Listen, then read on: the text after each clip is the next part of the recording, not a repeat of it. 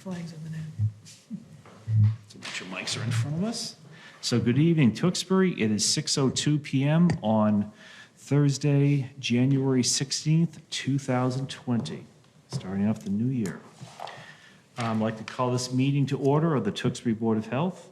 And the first thing I'd like to do is to do the Pledge of Allegiance, so if everyone could stand.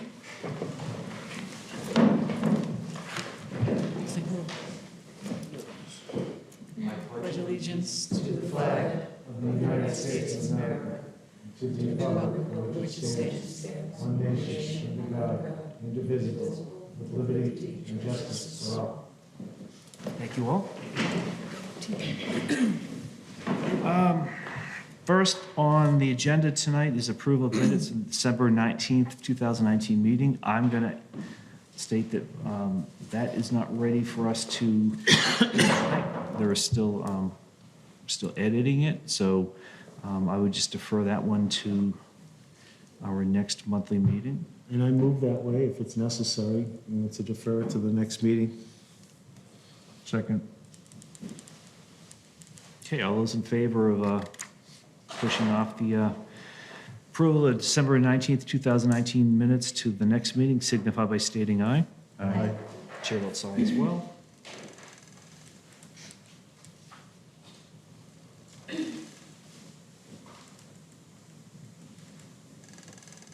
And if anyone in the public or in this room is interested in what was actually said at that meeting, it is available on YouTube, as are all of our other meetings, at least from the past year or two. Not sure how far they go back. I'm not sure either. It's the 19th. Yeah. I mean, the cable guy. Yeah. Moving on to old business, 199 Marston Street, Olivera Farm, Custom Slaughterhouse, owner Dennis Olivera, update and discussion on post-public hearing progress. So, good night, welcome, Attorney Bornstein. Thank you, Mr. Chairman. Mr. Chairman, do I need to formally recuse myself, or can I sit here and? No, you can sit here, because there's nothing being voted, deliberated on tonight. Hey, thanks. We have been in receipt of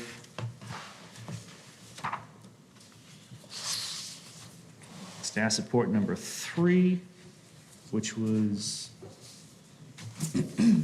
Thursday after Christmas, or Friday after Christmas. And then I thought, guess I didn't put it, I know there'd been another one, right? Yes. It was a short one.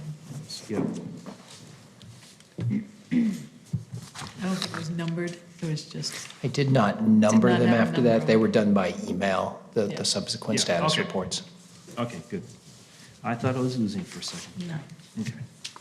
So we have that, and we also have the letter from DPH of January 2nd, 2020, that you had so kindly forwarded to us, and we thank you for that. It's the same date as the basic. And then we also are in receipt, that's right. That was it. So we have that email report, and then we're also in receipt of the document from the consultant that was hired, the livestock business and meatpacking consultant. And since we got it today, I don't think any of us have really had a chance to fully read it, but I guess my take on this is, this to me seems like it's a inspection report of his farm visit that he made back on December 18th of last year.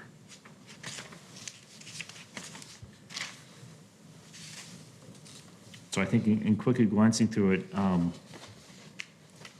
that was just his, I guess, initial impressions as he was, made that initial visit. So has that consultant gone out for any follow-up visits yet, or was that the one visit he's made so far?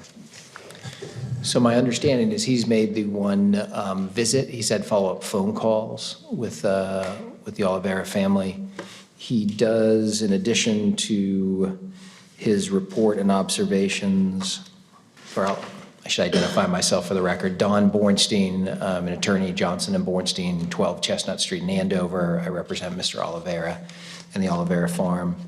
Mr. McCullough both provides at the beginning of his report, I believe, his observations and description of the inspection that he undertook.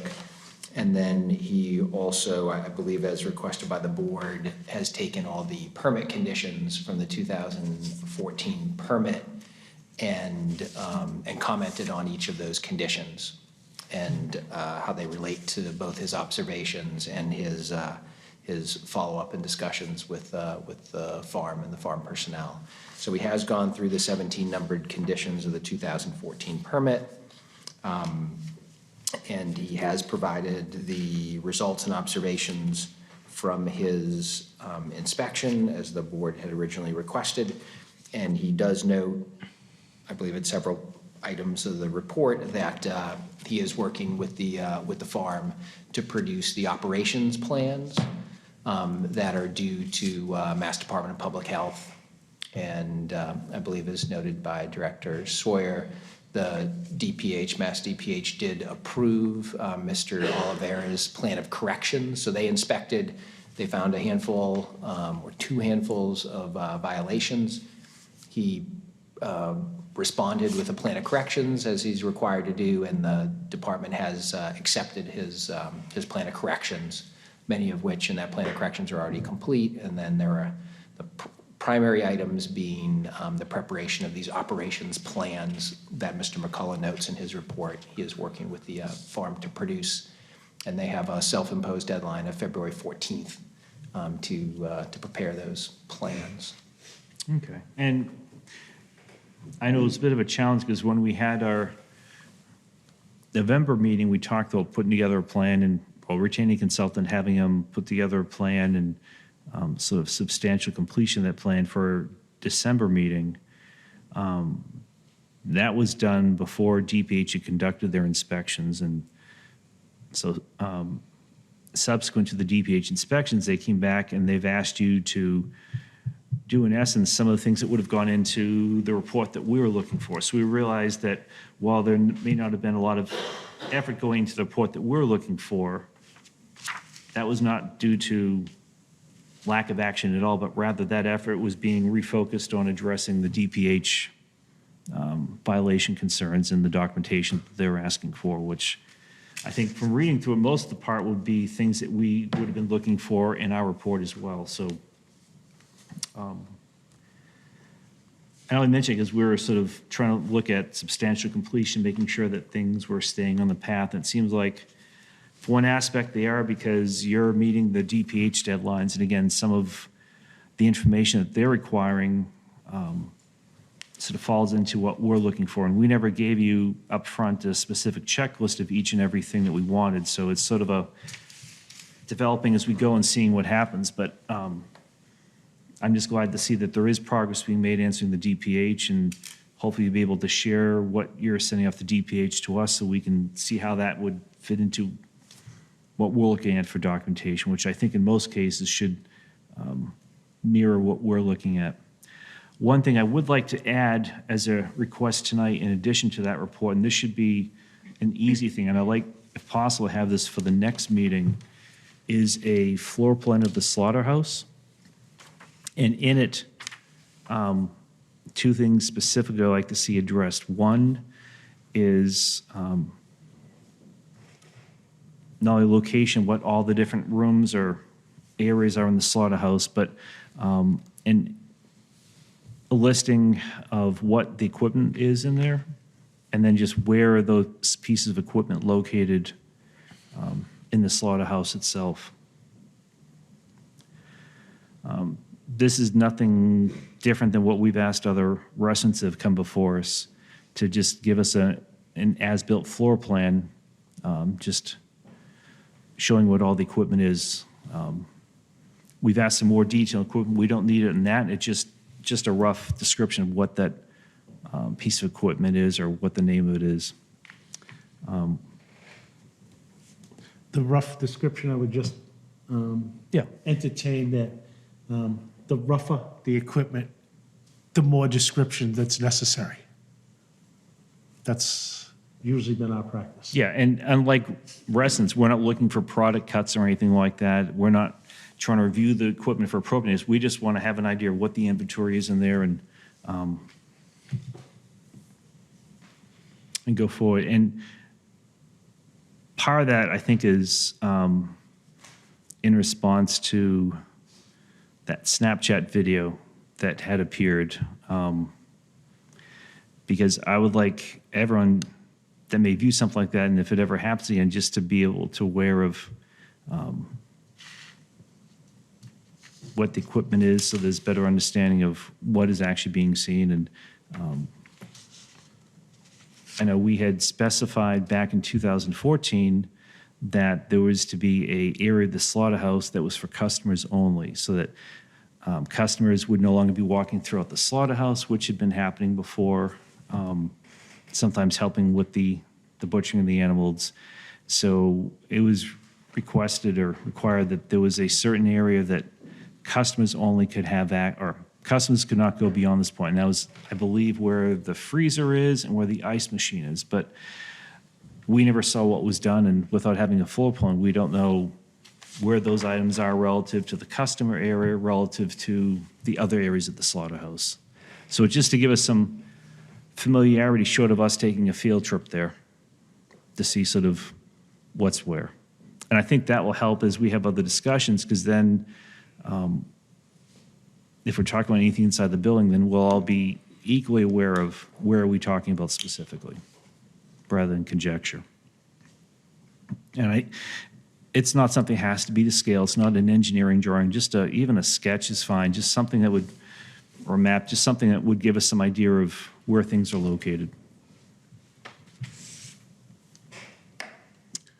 And the other thing that I would hope to have at the next meeting as well is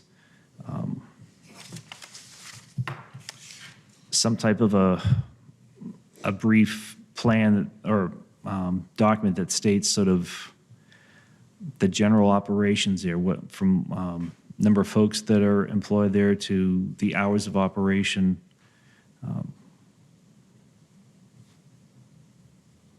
And just sort of the general workflow that goes on in the slaughterhouse area, and as well sort of when customers are normally there. Again, it's not to be in great detail, just sort of an overview for us so that we better understand what the operations are there.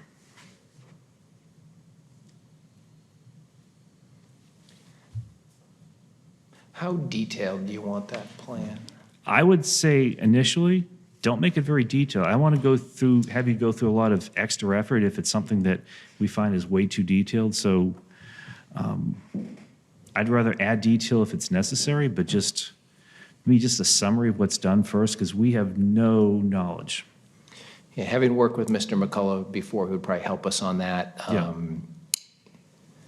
that's probably a good way to start. Yeah. Because he could provide excruciating detail that might not be what we need for that purpose. I mean, so. detail would go more into an operations manual for the actual farm, but we're just looking at like the executive summary of it, so to speak. I mean, there's 17 conditions here. Right. That each could be compartmentalized into the overall plan that you are attempting to deliver in response to the chairman's concerns. So when you go through this interior assessment of the equipment areas, et cetera, I think it should be from a standpoint of trying to meet substantial compliance with the conditions of the permit. It would seem a good way to narrow your focus for the interior of the building. And I think each one of those conditions, either interior or exterior, should be looked at. My concern is more on the outside. I know that you're trying to do compliance on the interior, you know, what the chairman's looking for. I have a few concerns having driven down there that, you know, the operation hasn't changed in decades. It's been the same. And there hasn't been a lot of activity, even from me looking at Google Earth and older historic pictures up until now. Obviously, few and minor changes have been made, but did you ever give any thought to doing sort of a minimalistic site plan so that you could designate certain areas for customers, for employees, for parking? I mean, I know you're not subject to site plan review because you pre-exist this, but I don't think that should be completely avoided in Mr. McCullough's reports, because I think at some point, improvements will be made. And having a baseline of what's there and what you intend to focus certain areas upon, how you want to enclose them, how you want to protect them, loading, parking for customers, parking for trucks, et cetera, et cetera. A couple of the other things that I thought were probably in need of at least looking at from a standpoint of compliance with the conditions and maintaining substantial compliance with them is some of the surfaces. Of course, farms are difficult places to deal with surfaces. But when you're bringing the public on, that is not an excuse not to improve that surface with some material that would be more in compliance with a best management practice, a BMP, for areas that people are traveling, foot traffic, parking, et cetera, so that we're not tracking mud and other, let's call it, undesirable silts and dirts to other parts of the site, number one, or out onto Marston Street. I have one comment there from my last visit there, which was well over a year ago, probably. It was shared with Pam Thomas, myself, from Mr. Olivera, but his intention of paving that road down into the area, up towards there. And also, I noted in this, Mr. McCullough's thing, he did talk about parking a bit. So I think he did, I haven't read it thoroughly, but I did note that he talked about exactly what you said about having the parking for, guests to be in a certain place to keep them from, when I would drive down there, I'd drive right up to the slaughterhouse, because it looked like that's where I was supposed to park. So I think he intends to do that. I think I noted that in there. He talked about parking for areas. So anyway, I just want to note that he did share that desire to do that next step. And that would help with dirt and dust that the neighbors and things might. I think reverse engineering this thing in a cost-effective and thoughtful manner would go a long way in compliance with some of the problems that have been raised in the past. This is a perfect opportunity to do it. You have an expert that has looked at these types of sites, can vision what we're talking about, which would bring this thing closer to substantial compliance and bring it to some closure with the plan, rather than looking at this thing as a continuing critique of an operation. It appears they have a very good opportunity to bring this somewhat from the century of farming that has been going on there into, something a little bit more practical from a standpoint of operations, dealing with the public, in and out. I think the more of this that's thought about from your expert, the better this plan is going to be. Not asking, to go to site plan review, but I think you have the expert that actually can tell you how to make this a much better operation. Just from a standpoint of looking at it on Google Earth, I could actually outline areas that myself would say, I need to improve that if I owned the property. This is what I would want to do if I wanted to control people or control parking. But it would seem to me that, there are engineered drawings out there that are available for almost a plug and play for this type of operation. Those pieces are numbered 1 through 8. It would appear to me you have a good opportunity to do that. And I would just say that Kevin's report is comprehensive. But of course, it's to be expected that it needs to be an overview before it drills down on any of the improvements that he's expecting to make. And I respect that. It's comprehensive in the nature that it covers everything that we've been talking about. Of course, I think, again, there are a few things in here that he has touched on. Certainly, the board has given some thought to. I don't know what the water supply is there. Do you know what the actual water supply? Is it municipal? Are there wells there? Do you have any idea on that? I believe it's municipal water supply, but I can confirm that. Could you tell us where the septic system is in relation to, They have sewer. so it is connected? Yes, that was a part of the issue years ago because of the pump station problem with the blood. So that these septic's been abandoned and there's nothing down there? Can't answer that. Can't I answer don't know that. when was it tied into sewer? There is I one don't thing, know. because, There is a trap there. yeah, there's like a tight tank or something that's Yeah. supposed to be pumped out that collects the fluid from the Well, we floor know drains There's in the a tight slaughterhouse. tank for the runoff Okay, from the. whether it's septic or, Area. tight tank, I think it needs to be addressed by Mr. McCullough, okay? And I think those things lead us to complete compliance and the ability to put that aside and focus on the real things. And I think a site plan might help you identify some of these things. So I'm just giving you a suggestion. I think it's a good idea since you have an expert on site. I see that there's some refrigerant issues here.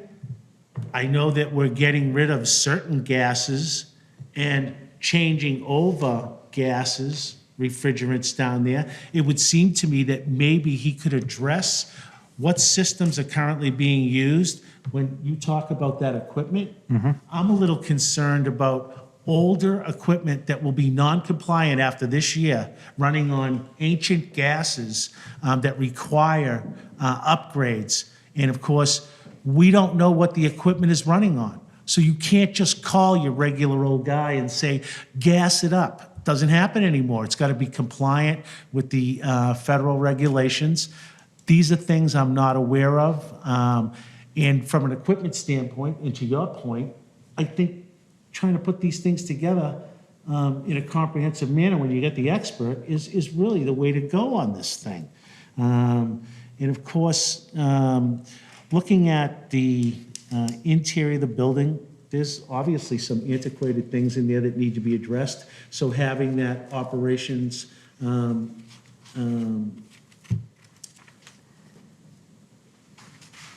document becomes even more important. As to the interior equipment, I think, using the types of things that he talked about are certainly fine. Using mineral oils on surfaces, on machine surfaces, even on some wooden surfaces is certainly recommended. I'd like to know what surfaces those are and what they are. But I think Mr. McCullough, if he looks at even this video tonight, would know what I'm looking for from a standpoint of trying to get you guys into a position where if you do this now, I think it goes a long way into a seamless operation that would lead to less appearances here, less conflicts, less chances of stepping outside the bounds. My last comment is labeling machine. I see that it says that somewhat in compliance with the product packaging. I don't know what kind of labeling machine is in there, but it goes back to the chairman's point. Again, I think a list of equipment and that type of stuff is important. If you're labeling, great. If it's a roll label, a stick label, or whatever it is, certainly would like to know what that is. So I'm going to leave my comments and yield back to you, sir.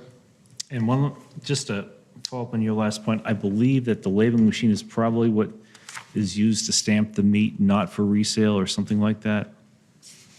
But I'm not sure. I did I not don't read the recall a report. labeling machine being referenced in the report. I think there is a reference to the fact that the labeling occurs.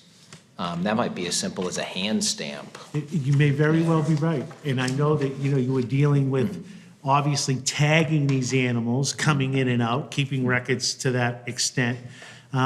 Labeling for the packaging, you're right, it may be just a hand stamp. I don't know if it includes weight, date, or anything else, but it would seem that there is let's put it this way, an opportunity to talk to your expert and find out whether or not that's sufficient and whether or not that's what he recommends. Because if he recommends a hand stamp, that's what it should say. Yeah. Okay? And I think, I guess maybe the engineer, me summarizing what you had asked for in a way that I can understand, and that would be more, and what you asked made sense, that if we're looking for customers to be able to walk into the slaughterhouse, into the area, they're able to pick up the meat that they had, from the animals slaughtered that they had purchased ahead of time. We're trying to make that sure that that's sort of the clean area of the slaughterhouse, so that there is no foot contamination comes in. And to Director Sawyer's comment about meeting with Mr. Oliveira earlier on and how he was planning paving things, I look at this as having an area, sort of a clean area on the farm, because farms are generally not a clean area, and they're really not normally designed for the public to really go there. And here it's a unique operation. We have a facility that draws the public in. So I think it was valid comment about having, or looking at that site plan, just trying to know what really is a clean area that the customers would be in, because you don't want customers walking all over the farm in the soil and tracking what's in that soil into the clean area. So having a place where it's more clearly marked out where customers stop and where employees go beyond, so that even something as simple as foot traffic. Traffic patterns are important. And obviously, you bring up a good point. And again, they have an expert that is available to try to put these thoughts together. Yep. We know that he has a limited scope because you hired the guy in a crisis situation. I understand that. But now I'm looking at the opportunity that Oliveira Farm has with an expert on board and the possible expansion of his expertise in bringing this site into a better operation for its customers. I don't know, maybe you can answer this question. Are your customers increasing, decreasing? Has there been any change in the level of custom slaughtering that has occurred since you've been before the board? Actually, can I introduce myself? Because I have to. You can step up and identify yourself and then My name is speak. Bill Maria Flynn, Advocates for Authenticity. I've spoken to Oliveira and also. What's your name, ma'am? You'll need to sign in on the sheet and then state your name and address. My name please. is Bill Maria, Advocates of Authenticity. I'm for the people, by the people. And I have his customers that actually hired me.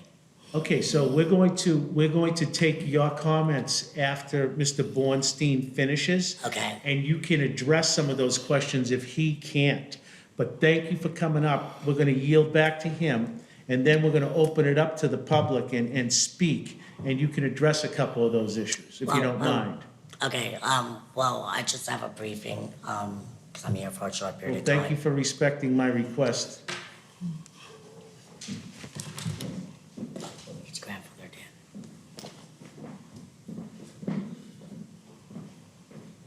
Such Do you want me to sit here or do you want me to wait? No, you can Give sit it- in the give it a audience. second, and then Okay, 'cause I have a lot of answers for you. let Mr. Bornstein Okay. finish up, because he's listening to our comments intently, and he's trying to formulate a plan that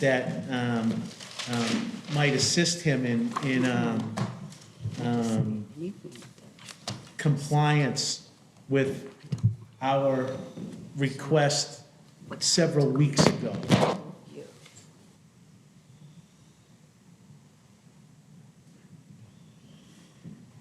Do you need a minute?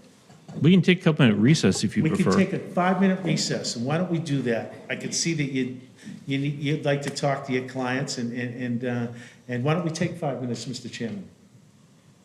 Yeah, is that something you would like to take advantage of?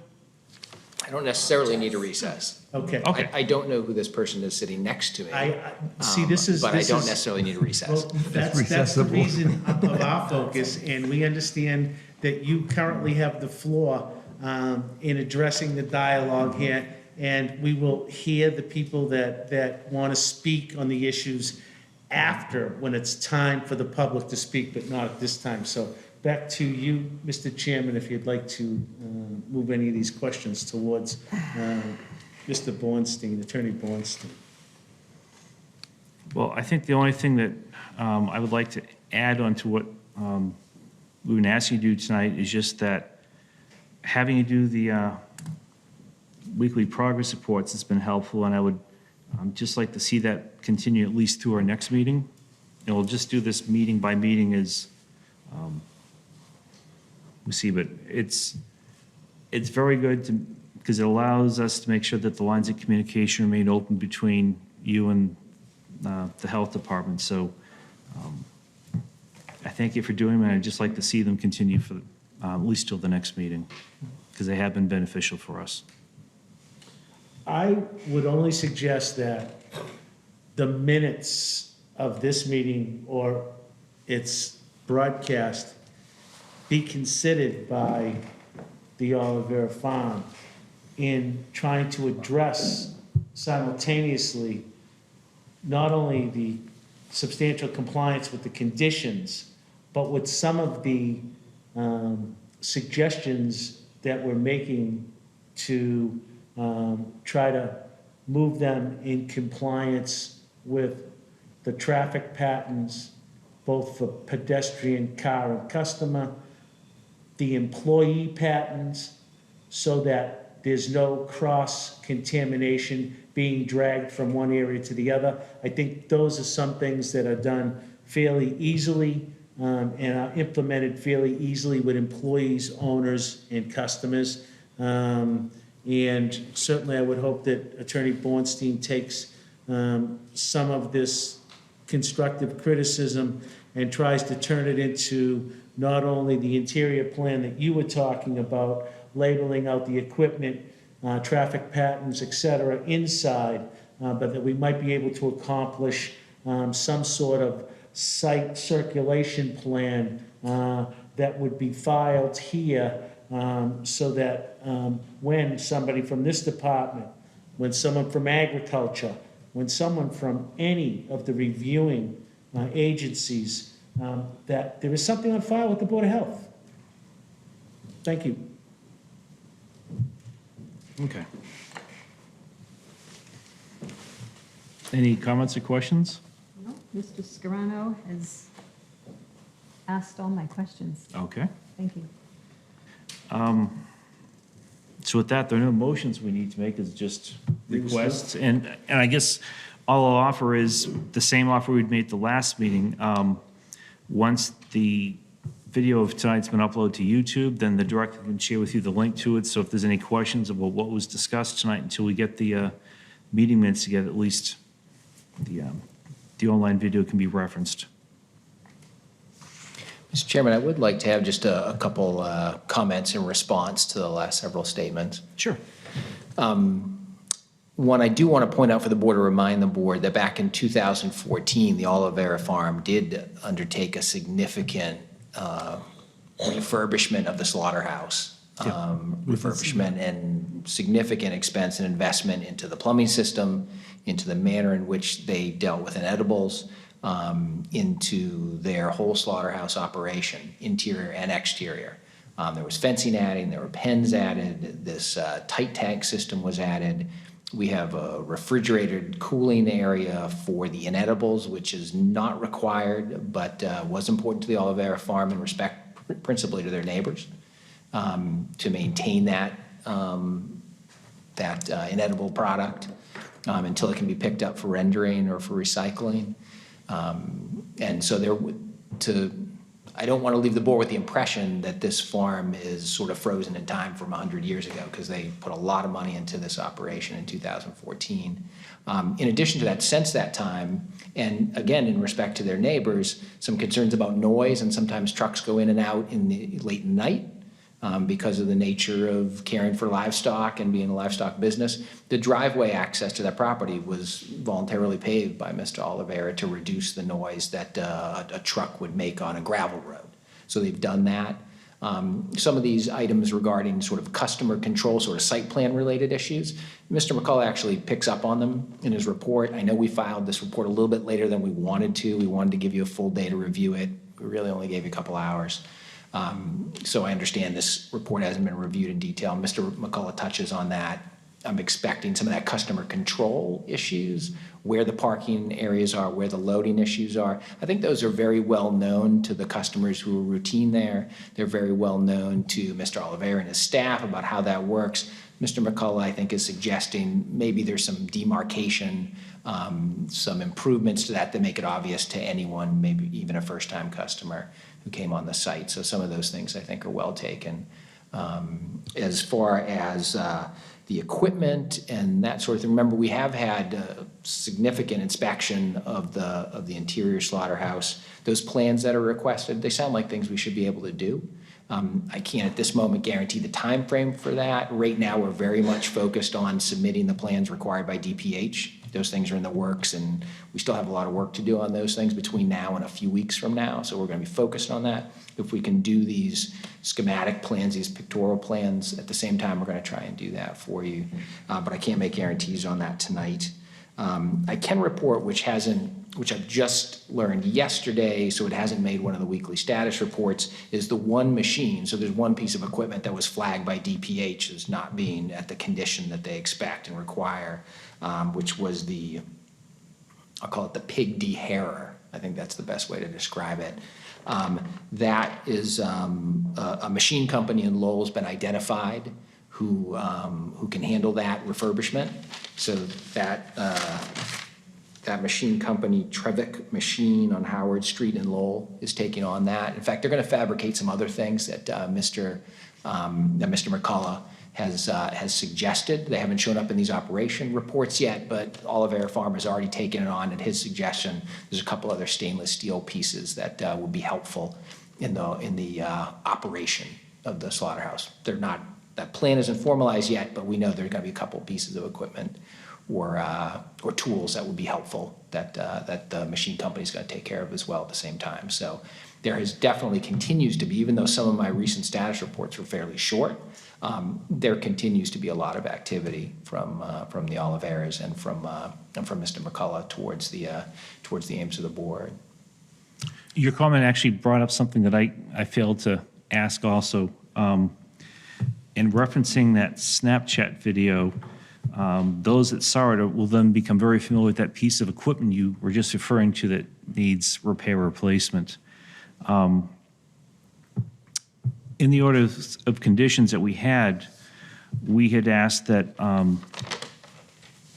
back in 2014, in a generalized statement, we'd wanted to make sure that all slaughter-related activities were done not in public view, because if you're not used to what goes on behind the walls, it can be shocking to the uninitiated, and we were trying to avoid the general public seeing that.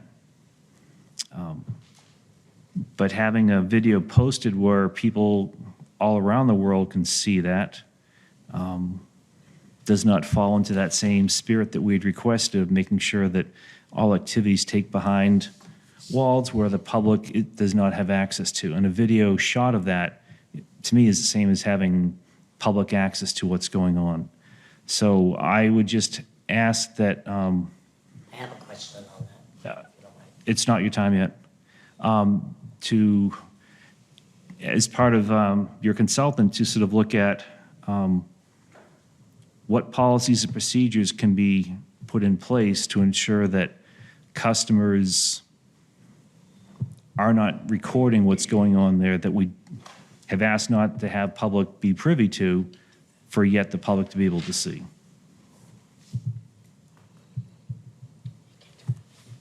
I think the comment's well taken, I understand it. But that, And it's hard because when you have a customer there, and your back is turned to them, you don't really know what they're doing, so, and I'm not worried about why it happened or how it happened, just, we'd like to see what can be done to avoid in the future, but have your consultant come up with an idea or two of what can be done in place, or put in place to try to see it doesn't happen. sure, now, Mr. McCullough in his report does touch on the issue of customer, sort of customer control. Yeah. Designated customer areas, they're clear, they're consistent with the operation. That's something that's going to show up in the operations plans, I expect, and he previews it in his report. That said, I think there does have to be some consideration that these are the animals that are slaughtered and the meat that is cut in that facility are the animals of these customers. Some of them may very much want to make sure, with their own observations, that that work is done like they expect. And that might not be the expectation of your average consumer going to the grocery store, but folks who are customers of a custom slaughterhouse might want to put their own eyes on that operation and make sure it's done in the way that they expect. So there is a customer interaction with the business. That said, Mr. McCullough has suggested some customer controls that are still under, we're still under review and are going to show up in those operation plans, I suspect. But that is an element. Videotaping of their business practices, I don't think that's something they would invite. And did not invite in this case. It would be simple as putting up a sign, no videotaping, period.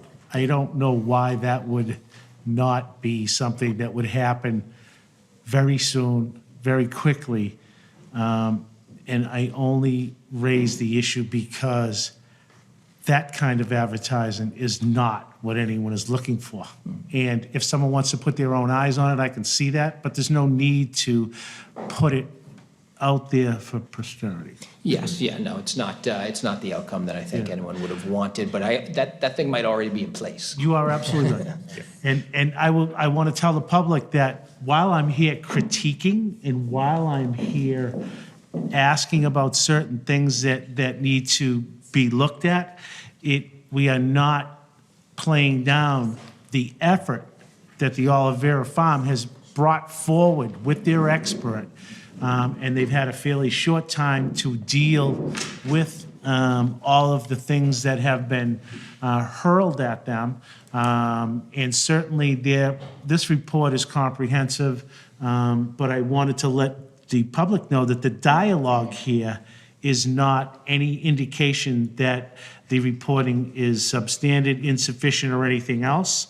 We're here to critique, and we're here for compliance purposes. And if we think that there is some connection to put together some of the comments and some of the suggestions we're making that relate to the conditions that we're in charge of enforcing, we're going to have that dialogue in public. Lastly, I would only say, is that an as-built plan of this facility seems to be warranted. I'm not saying you have to spend a tremendous amount of money on it, but you folks have a great idea what's going over there. You have the ability to know where everything is, but the board doesn't. We're not familiar with the property. Normally, what we require, even in a basic restaurant layout, is a plan, an as-built plan. I don't think we're asking a tremendous amount to take a Google shot, highlight it with an engineer, color it, and provide some step in the right direction of providing us, the board, the ability to negotiate the property, and when we take public comment or questions, have the ability to answer the questions. So that's where I was going with that. All right? And I'll have one last comment. I want to be clear that the things we're asking for should by no means delay you providing your responses to the DEP, because that has priority. So we don't want to see you run afoul of the DPH because you're taking time out to answer all and provide all the documentation we need. I'm just hoping that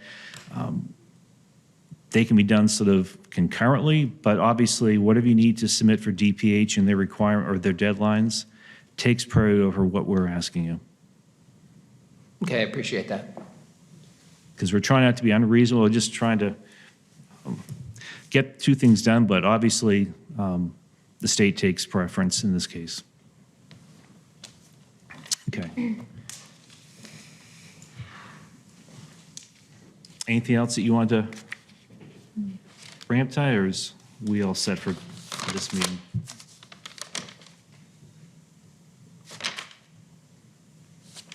No, I think we've covered it. Okay.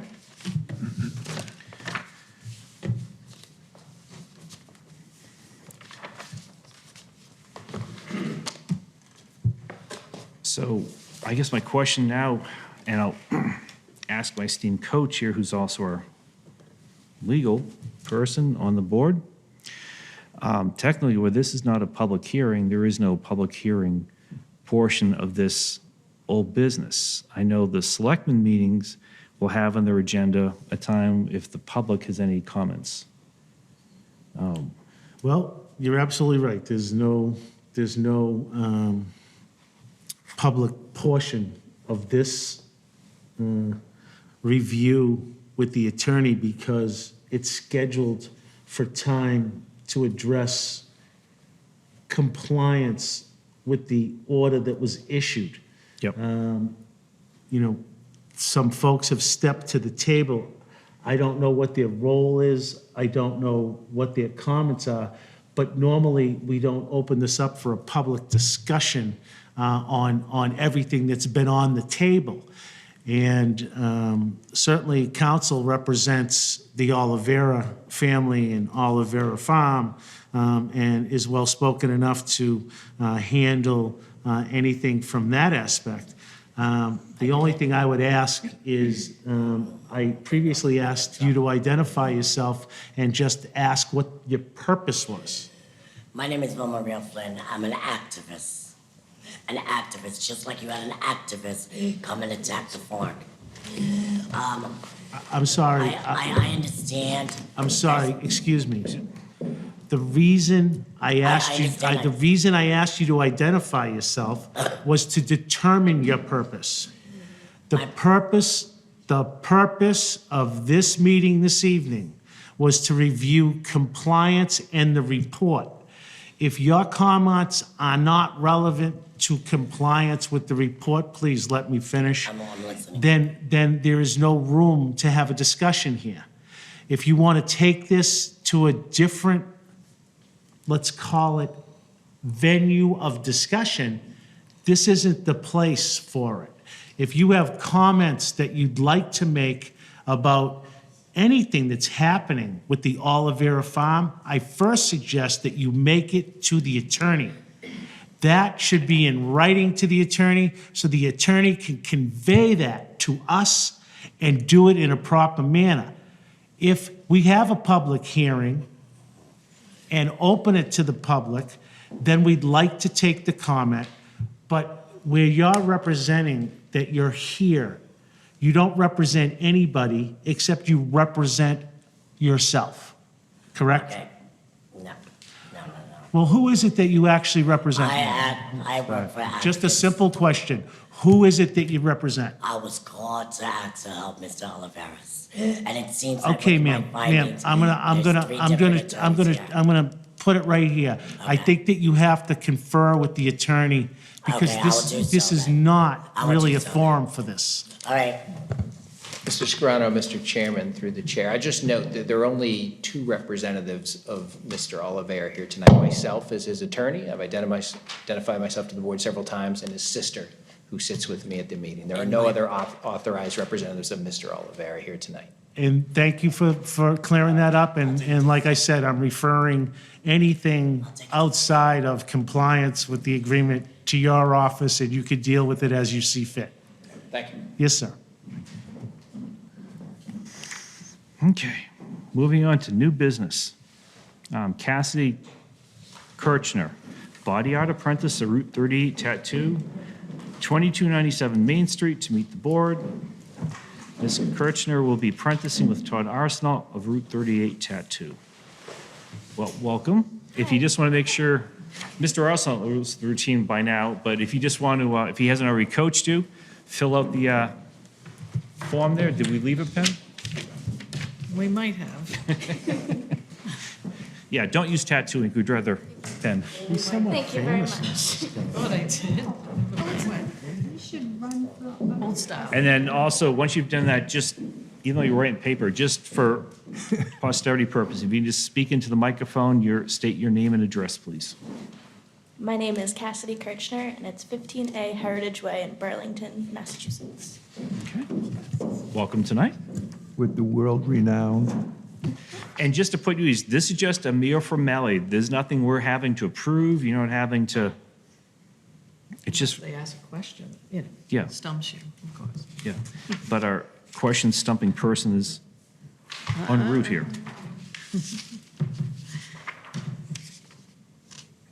So Ms. Kirschner applied for a intern apprentice permit to learn to, under Todd Arsenal's guise, to learn the art of body art and tattooing at Route 38 Tattoo.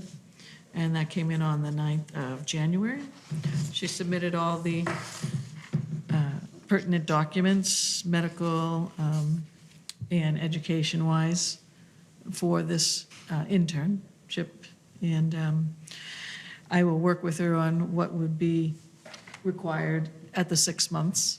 Currently, I think I've told every applicant we're under review of regulations, things may be changing, but at this point, it's, 6 months and work on the hours and proof, and we can discuss that at a future time. I've seen no reason not to approve her. I wanted to have her come and introduce herself and see if you guys had any questions for her, or Mr. Arsenault, who is going to swear that he's going to be responsible on the life of his permit. Yes. Yes. It's becoming so common. Yes, Cassie's actually been working at the Route 38 tattoo parlor for almost a year now. Yeah, it's a, And we took a different approach to this before we actually put her in for an apprenticeship. And she's been very well with paying attention to a lot of things that she needs to know in the future. Actually, when we had the apprentice come before us for the other shop in town, it was a similar thing that they learned the business side first before coming in, which I think is wise because it helps knowing both sides of the house. yeah, I agree. You get to see what goes on with even just dealing with the person coming in, Yeah. how to relate to them, what complications can come up. I mean, it's one thing to do the actual act, but dealing with the people is a huge part of your job. 100%.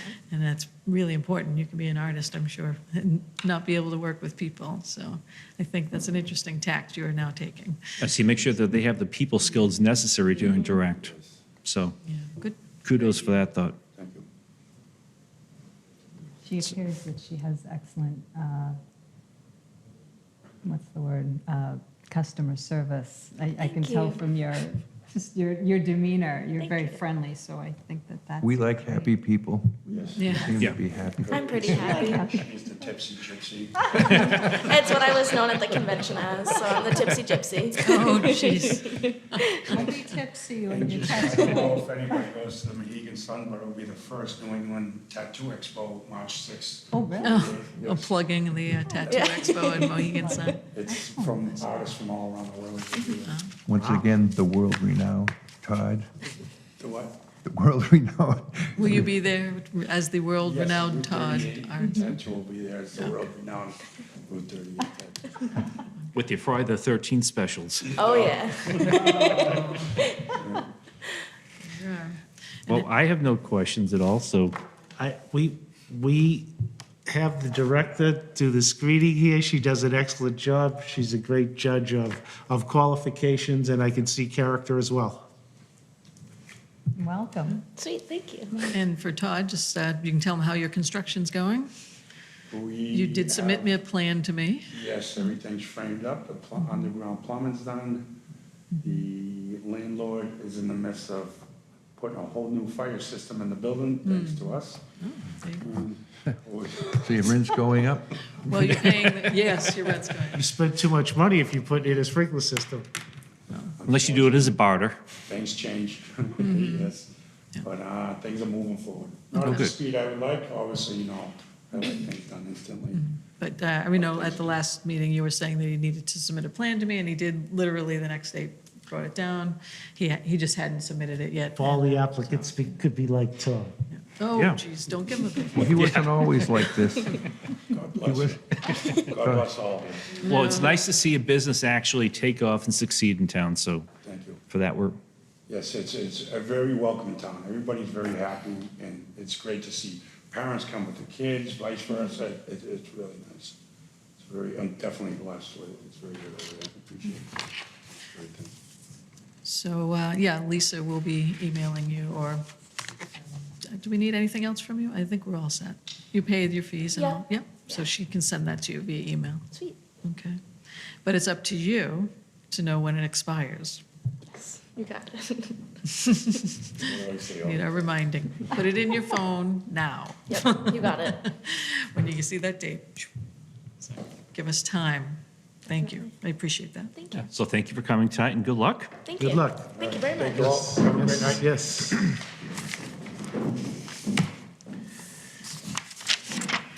Darn, coming off the close. So, director report. So the nursing, part-time nurse position was posted. We, as of today, actually had a third, so we have 3 qualified applicants. 2 have been interviewed.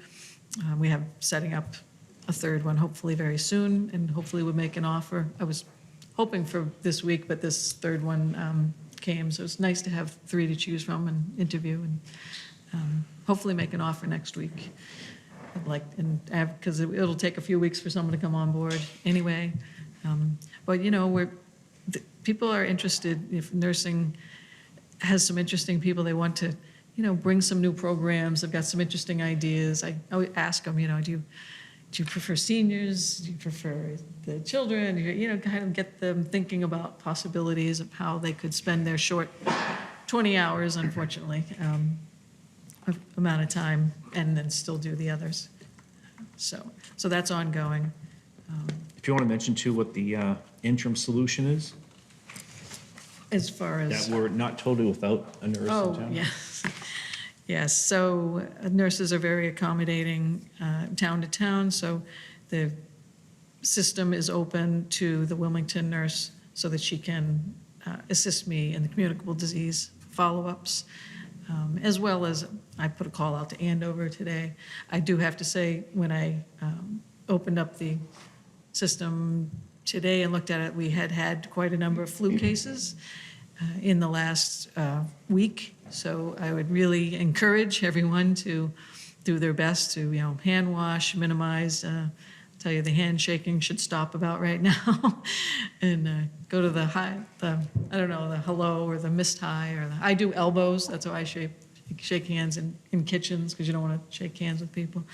But seriously, there is flu around the state of Massachusetts and in this community. So if you haven't gotten a flu shot, you can still get them, even though some people who are getting the flu have gotten it, but they still believe if you've had the flu shot that your symptoms will be lesser if you end up with the actual flu. But it is there, and I know that the hospitals are saying, please don't rush to the emergency rooms if you believe you have the flu, you know, maybe a clinic or such. They're just overwhelmed, asking people not to do that. So the season is ramping up. But we appreciate the neighboring towns helping us. If I can add a comment on about the flu, Yes. especially for those that are watching, those that are elderly, if you have other medical complications, contracting the flu can actually be life-threatening. Yes. I have 2 family members that have been in ICUs over these past 2 weeks because one got the flu, the other had norovirus, which normally in a healthy person, you can weather, but when you're elderly with a lot of medical complications, that can turn to become life-threatening. So this flu outbreak is really nothing to make light of. And the other thing I'll mention is, it's one of the things that I mentioned on my first aid courses. We're talking about hand washing, and especially when there's a cold or something going through the house. The 2 things that people always forget to clean off or wash are the cordless phones and the TV remotes. Because those are 2 things that adults tend to do to feel better. You sit back, you're on the phone, and you use the TV, and then you pass them off to the significant other, especially if you're not allowed to control the TV. And they become infected too. So don't overlook common things that you may use, that you may pass off to others. Those things need to be washed down as well. Mouses, computer keyboards. And I wanted to mention, last night, I did present our FY21 budget to the Finance Committee, along with Town Manager. They didn't have a whole lot of questions, so I just talked for the most part, and just explained our program a bit, and, you know, how we're driven by a lot of what goes on a daily basis, and then we have our regular jobs that we do each day, and you know, the highlights of the year, you know, of course, were EEE, and of course, norovirus education, vaping, huge issues this past year for us. And it's always just good to have an opportunity to share with other committees, you know, what we do. And I also took the time to express my appreciation to all the departments that we work with. In my 26 years, this has been, and I won't say it's not about being the best, but as far as being able to count on someone, whether it be a fireman, policeman, come with us today on a site to go to a home, or you know, senior center, something like that, or the library where we're hosting our classes coming up in a couple of weeks for the food people.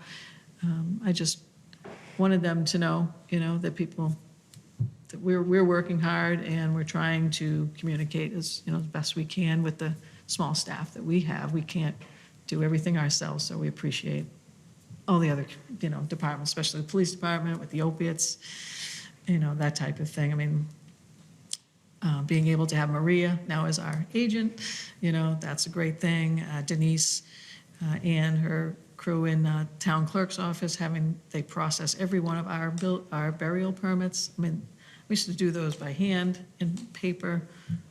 It was a disaster. You know, funeral directors waiting, you know, you know, and the ACOs with Billerica. You know, we count on other departments to assist with what we try to get done. We just can't get it all done with the small group. So I did take the time to do that. They didn't really have a lot of questions for me, so I was not like the librarian. They threw out 20 questions at her. I was pretty good. I was surprised. But so we have a very small budget. I mean, beyond the salaries, we pretty much have, you know, $8,000, $10,000 budget. Also appreciated their support that we still are allowed to have a revolving fund that's supported by town meeting each year for our vaccination program, so that we're able to continue at that, as well as, you know, purchasing vaccine, as well as doing some projects on the side that, again, a part-time nurse can do, education, diabetes and such, that type of thing. So hopefully, and I did put in a few, they always ask for a few, what if you could have it requests, so I did do that. So we'll see. I'd like to go to the next phase, even though we're still in the permit processing implementation of the People GIS system. The next phase would be to go online so that the public could access it. And there's, of course, another fee for that. So that's one of the requests in there. But otherwise, it was supportive. It was a good conversation. Well, good. We'll just note that Dr. Anthony Bichetti has joined us at the meeting. Yep. And Evening. we thank him for his effort to make it here. Long day, but I'm glad to be here. We're glad you could make it. From the And then- North Woods. Board reports, anything to report from Tewksbury Cares? Our next Tewksbury Cares meeting will be held on Wednesday, March 11th. The location is to be determined, so I will announce that at our next meeting. And as usual, if anybody is interested in joining or would like to come to a meeting, you can always contact me at tewksburycares@gmail.com. And we are still working diligently on our fundraising efforts and looking for new events where we can have a presence. That's what's new with Tewksbury Cares. And we did have 2 students come. We Which did. was great, and 2 of the ones that you've met in other activities that they do. They were up on the stage here, and they're just great. They're great to talk to, and really, we're trying to listen, to them, to what do they need from this group, and, how could they contribute? Because they're really dynamic kids, and we need. It was good that we had at the last meeting yeah. was held at Clean Slate, and they were able to answer a lot of questions and really get, a different perspective from, these young people about what's going on in that sort of demographic and maybe how that could be incorporated into their treatment programs. So it was, I think, a good learning experience for both sides at our last meeting. So it's nice that we have these students being part of Tewksbury Cares. I think it's helpful to everybody with this. So that's my story. Yeah, it was a nice, it was a good presentation. I mean, And they we had had pizza. been here before, but I learned more of what they do for the community. Mm-hmm. And it's so much more interconnected than they know everybody. Everybody knows everybody, but I don't know that they know everybody. Mm-hmm. Yeah. It's, so it is interesting. Maria was there, and, Ruggiero, and so it's a small but mighty group. So anyone is welcome to come who's interested in education and addiction. And we want to add actually wellness to it. Maybe not officially in a title, but maybe in the future for its mission. It seems to be, actually, you did some research on our neighboring Andover, is it Andover Cares? Cares. Andover Cares, and they do a lot with wellness. Yeah, I think it's an important piece because again, part of I think recovery is, again, treating the whole person. It's not just treating the disease, with either a medication or with counseling, but there are all these other components that I think are helpful. So if we could start bringing that into some of our education and resources that we're bringing to the community, I think that would be helpful. So I'd like to see that. It seems like more people are going in that direction. So Yeah. Will you continue to bring cupcakes? I will bring cupcakes, which is Okay. why I want people to say, hey, I'm coming to the meeting so I can bring more cupcakes. Something tells me Tewksbury Cares and cupcakes are going to be somehow synonymous. I think when we have an event, someone needs to have cupcakes I there. will bring it. I have a feeling we're going to have that. I know I'm on the other end of that. I like cupcakes. That's not part of your wellness plan, Bob.